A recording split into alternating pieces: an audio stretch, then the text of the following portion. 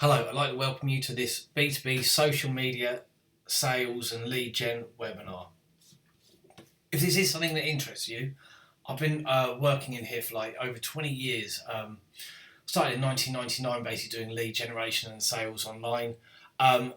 If you look in the description, there's a link to another course I do, which is a 6-day B2B course. You can join that for free as well. But first of all, I'm going to sit there and say, why should you even listen to it? Well, my name's David Tainch.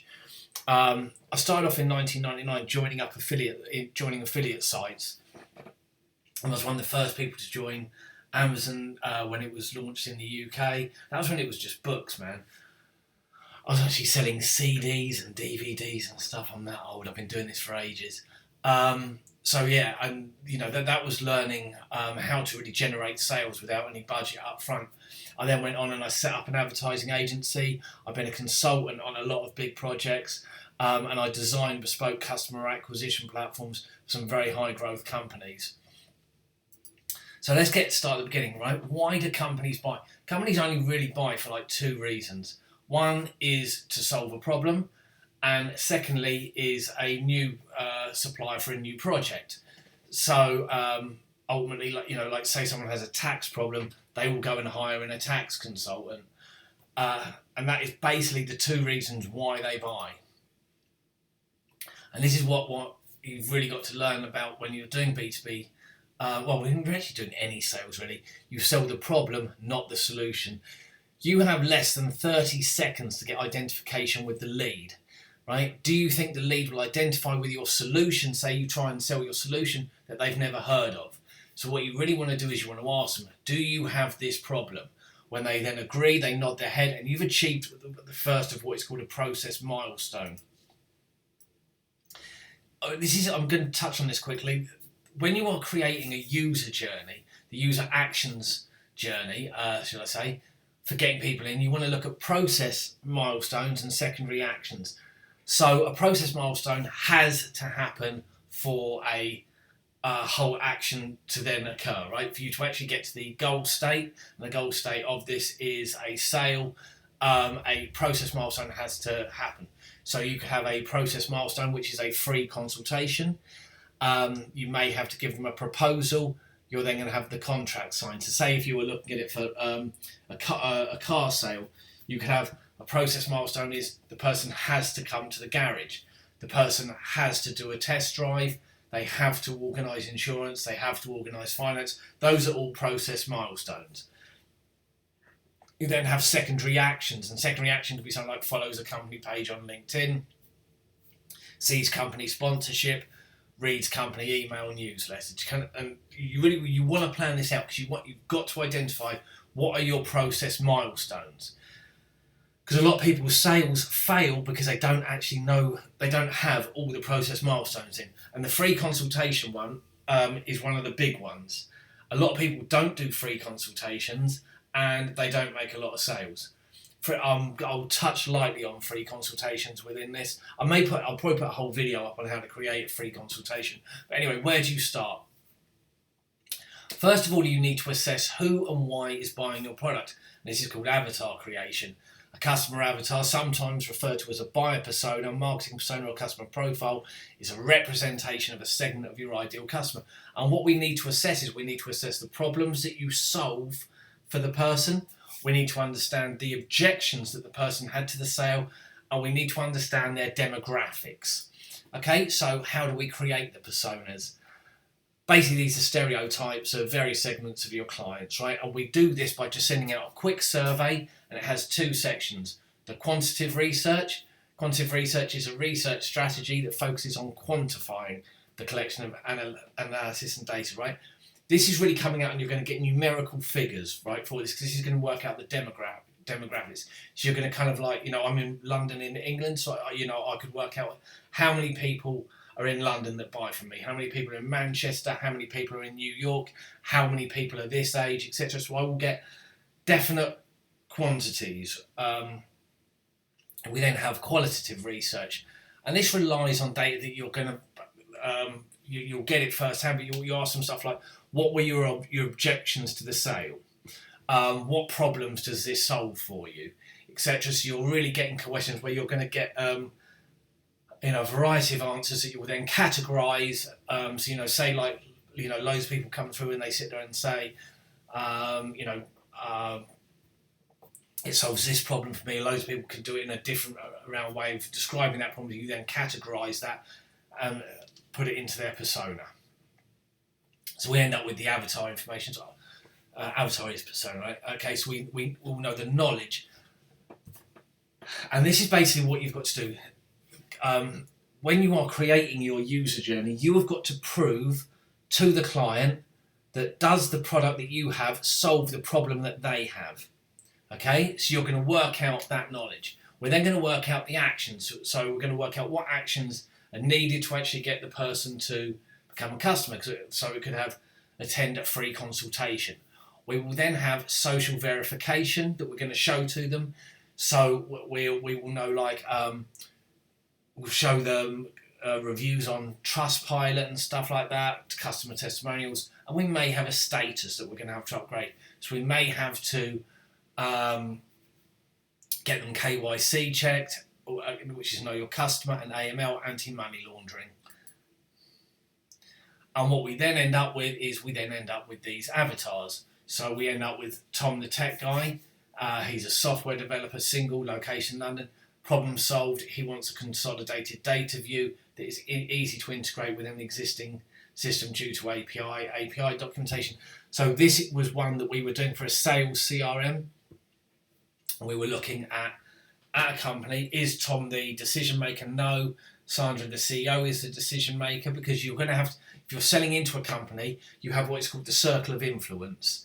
And these are the people that are all involved in the sale. So what you're going to do is you're going to look at which one is the decision maker, which one is involved in the decision.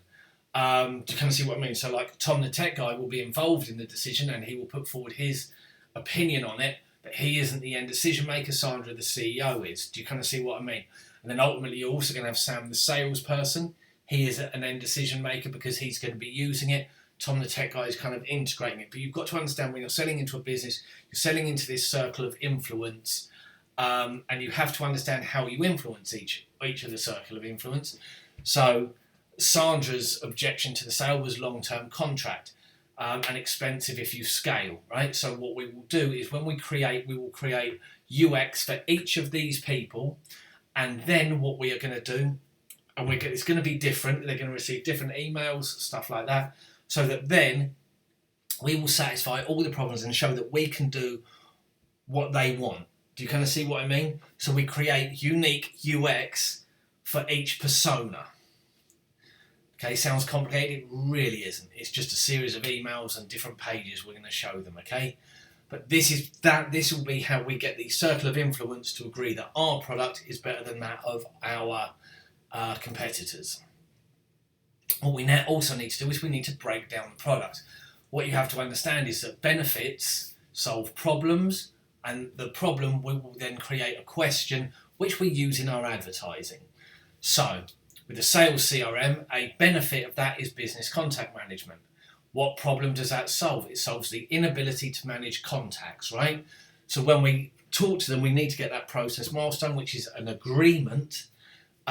We need to get them saying yes. We sit there and say, do you have problems managing your business contacts? We're not going to sit and say, do you want business contact management? Because they're not unsure about that. We're going to sit and say, do you have problems managing your business contacts? When they say yes, we sit there and say, we have this solution. Do you see what I mean? So we have a benefit of the sales CRM, which is targeted bulk messaging. What problem does it solve? Unable to bulk email client base. What is the question? Do you want to be able to bulk email and SMS your client base? Because we know that that's what they've been searching for, whatever, online. So we then ask them if they want to do that. When they say yes, we sell them the software. Do you see how I'm doing it here? So a benefit of a sales CRM is automated email platform. Problem that solves is unable to automate email sequences. So we can say, do you want your email marketing to make money in your on automation? I think that's a bit of a rubbish question, actually. Sorry about that. So let's have a look at the basic sales funnel. We have lead generation that we're probably going to do on social media. We will then engage with them really via email and retargeting, and we're going to close, for this example, via a free consultation. This is one thing I just want to talk about really kind of quickly, probably doesn't relate to all of you. If you're selling SaaS, apps, fintech-based stuff, you've got to understand minimum operator level.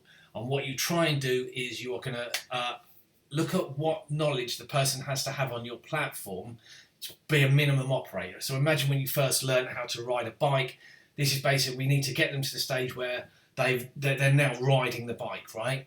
Very, very basic riding. So we work out what that is for minimum operator level. So say for a sales CRM, it could be create a customer, change the lead status, move a lead, upgrade a lead. Because when you create your user journey for them, you've got to teach them that, because if you can get them to minimum operator level, that they will buy over your competitors. Bang. Okay. So what are we going to do with the information that we've now gathered? We've got the information from the avatars, etc. So we're going to use these to create the customer acquisition experience. So we start off, we have lead generation, right? And we do what we ask people, do you have these problems? That's part of our lead generation. We then move on to engagement, that we have proof that we can solve the problems. We educate them in how the product works, and we handle their objections. Remember when we looked at the objections in the personas, we will handle those before we try and close the sales.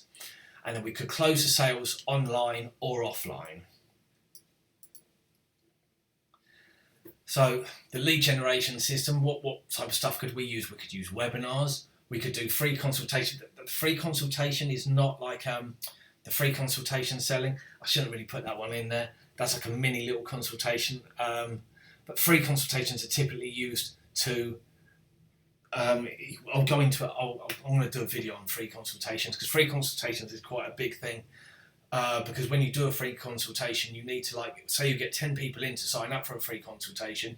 You talk to probably 6, all of them just quickly before you do the consultation. Because a consultation could last for an hour, and you want to disqualify people that can't pay. So you usually wipe about 60 of them. So ignore free consultation on there. We could generate leads via webinars. We can generate them via lead magnets, which could be like downloadable documents, etc. We can have free courses, because what we're trying to do is we're trying to create a system which enables a limited preview of the product and service, so they can kind of see that it works on an MVP. MVP means minimum viable product way before we try and sell them, so we can prove that it works. Okay, so here's some lead generations. This is free courses, and these are free challenges. So if I dare say you had a digital marketing company, you could run many digital marketing courses, and then you can upsell them via a value sales ladder. So say you had a SaaS platform, you could do a course related to the platform, and you teach the person how to solve the problems that they've got using a free course, using your platform. Say you have a cut consultancy, you can do mini courses related to the consultancy. And I know you're probably thinking to yourself, why would you give a mini course away? Because basically when you do a mini course, loads of people will do the mini course and say, I don't actually want to do this. Then they move up your value sales ladder, and they'll just pay you to do it. Say you have B2B retail, you could do buyer's guides for the top end product, courses on how that. So you could have challenges, increase your email list by mini challenge using the platform again. Consultancy, we can lower, increase the work. We sell in 10 days free mini course. Well, so like say you do like tax reduction, whatever. Like I said, like that, people will, if you do this and you tell them how to do it, they don't want to do it, they'll just pay you to do it. So there's just a few ideas that you could do if you're going to use free courses and challenges. So what are you trying to achieve with the free course and challenge? You're trying to show them that you can solve their problems. You're trying to handle the objections. You're really trying to show that you're a minimum viable product. You're basically trying to show that you can do what you say you can. Right, these are the 4 big social media platforms for me on social media. You may notice that LinkedIn is not on there. LinkedIn is not on there for a reason. It's way too expensive. LinkedIn costs me about 10 times more than all the other platforms to generate leads, so I just don't bother with it. Reddit, I absolutely kill it on, and Quora. Reddit and Quora are the business sites for me, and then YouTube. But Reddit and Quora I absolutely annihilate it on. Because Reddit, you can do opt-in adverts in the subreddit. So Reddit is basically a community, and you have subreddits which are specialised forums and communities on a certain subject. I just go in there and I place adverts. I can generate leads for about £2 to £3. I really absolutely kill it in there. Reddit is just beautiful when it comes to B2B. Instagram I do all right on. I do opt-ins via stories and I retarget via stories, and I push offers in the stories. Quora, what you do on Quora is you reply to questions and you basically put a link in that. You make a really long detailed reply to a question. I don't know if you know Quora. Quora, basically people ask questions, people then answer them. But say someone sits around and says, how do I increase sales on social media? I go in there and I write a reply, and I write a really long reply. The reason why I do that is because basically I do it pay per click. So if someone's read the whole of that reply, they're really engaged in my content, then they hit and they just sign up to one of my services. The best part about it is I don't get that many leads from Quora, but the ones that I get, buy. It's like I don't have to. I could generate like 20 leads a day off of Quora, and I would be quite well off because of it. You really don't have to do that many, allowing you to do it properly. YouTube, do 2-minute videos and get people to opt in, and I retarget them with 5 different videos and push offers. But these are the 4 big B2B ones. I don't bother with LinkedIn. It's just way too expensive. Influencer webinars. I've done quite well out of these for loads of my clients. I find the top influencers in their industry and I get them to review the products and do interviews about the service. We then broadcast that, and to access a lot of the advanced content, we have basic content up on there. Then to access the advanced content, people must register, and they then get moved into an email sequence that is getting them into a free consultation for a sales call, and that works brilliantly. So how do we close sales? We need to look at how you're structuring your product. If you're over 5k, you want to do a free consultation, free strategy call. Less than 5k, you want to have some automated system, free commerce. The average B2B sales engagement period is 2.1 months. And you have to create 7 touch points to create a sale. So in 2.1 months, you've got to get the person to see 7 bits of your content for them to have a chance of buying. Well, I'd like to say thanks. I hope that I've helped you. We've just hit the 18-minute mark, so if you're still here, I'm guessing I've helped you. So if you want to see any more, if you sign up, there's a link below that will sign you up to a 6-day free mini B2B course. And that will also email you over details of my Facebook group where you can talk to me one-on-one, and I can help you. I also have a bigger and better premium program called the Amazing Social Media Machine if you're interested in that. But yeah, thank you very much for holding on for 18 minutes. And like I said, if you check the link below, you can join my free 6-day B2B course. Okay, I look forward to seeing you. Thank you very much.